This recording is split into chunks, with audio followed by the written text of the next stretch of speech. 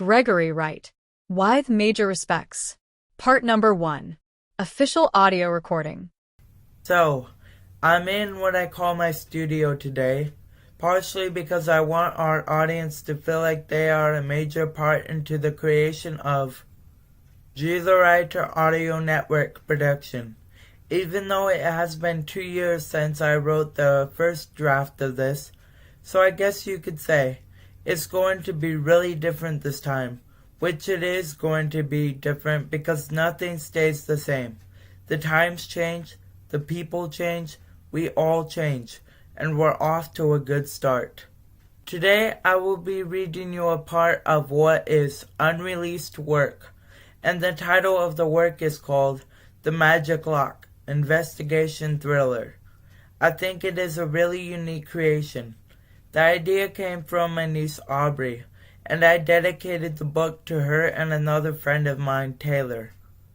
What we will be reading today is only a fragment of the book, because as of right now, it isn't finished. But when it is finished, I will give you an update on it on my second official channel called Plum Media, GAN2. These channels are going to take a lot of work, but they will eventually get done. Now, to read you this great and amazing story. Chapter 1, The Very Start. And so it begins on a stormy night in the town of Thriller Bank. The thunder roared and carried on, leaving no signs of any cats roaming the streets. The night got so intense that many children were forced to sleep in the basements of their two-way apartments while their parents rested upstairs in their comfortable bedrooms. The nice and cozy-like structure of the two-way apartments were built from red and green bricks with 2 sheets of silky padding engraved into the walls. Every inch of the inside had been carefully insulated with carpet surrounding every wall. It was almost ridiculous to imagine what an environment that was. The night carried on with stormy winds, shaking the two-way apartments by ridiculing them. At this point, the apartments were shaking submissively, like a ship in a violent tsunami. If only. But this storm was quiet, obedient, and fierce too. It was none like other. Down the stairs slid 2 teenage boys, Jack Irwin and Ricky Stone. They were not even related. Jack's mom left him when he was just 4 years old. He had to do a lot of things on his own, because his brother Marty moved to Florida with his wife Emily. He hasn't seen him since then. Now, he is a best-selling author and he has 5 kids. They are a wealthy couple because of the book he just published called 17 Years Younger. It was about how he had weighed 200 pounds and 250 pounds in the 9th grade. Now he is just skin and bones. Ricky, on the other hand, is a boy of age 15 who doesn't mind weather. He is 5'4" and has brown shaggy hair. He moved to Thriller Bank with his family and pet dog named Scotty. They bought him at a pet store in Gravestown 2 years ago. The owner originally said that the dog was unhealthy and it would never live to see tomorrow. Unfortunately, that man himself died the next day from a heat stroke. It wasn't really hot outside the next day.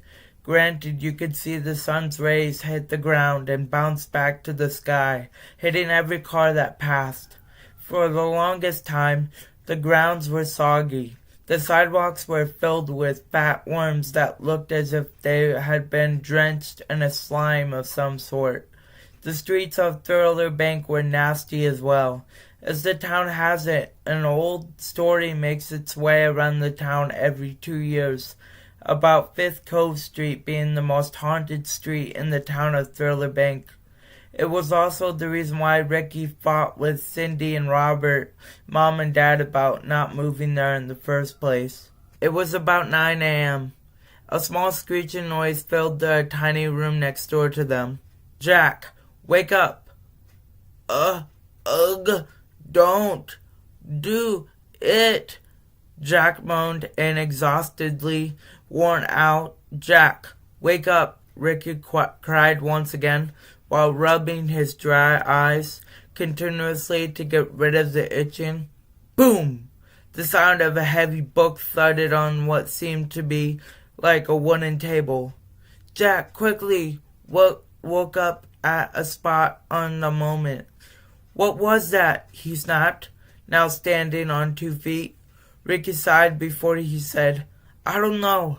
In a moment, Ricky started to walk over to the bookshelf that stood on the opposite side of the room. As far as I can see, nothing fell over here, Ricky said, sounding brilliant. Sure about that? Jack snapped at him in an unusual way. Have you seen? Just before Ricky finished his sentence, a big bang occurred just outside the apartments.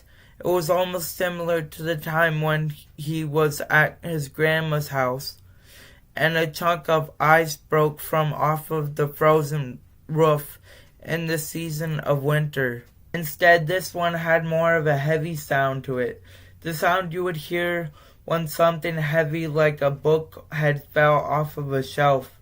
Only this was more unusual because nothing matched up to what had just happened. In fact, none of it made sense. I don't know what this could be, Jack, but it seems like we're in for quite a mystery, Ricky said out of respect as he headed back to his bed for some odd reason.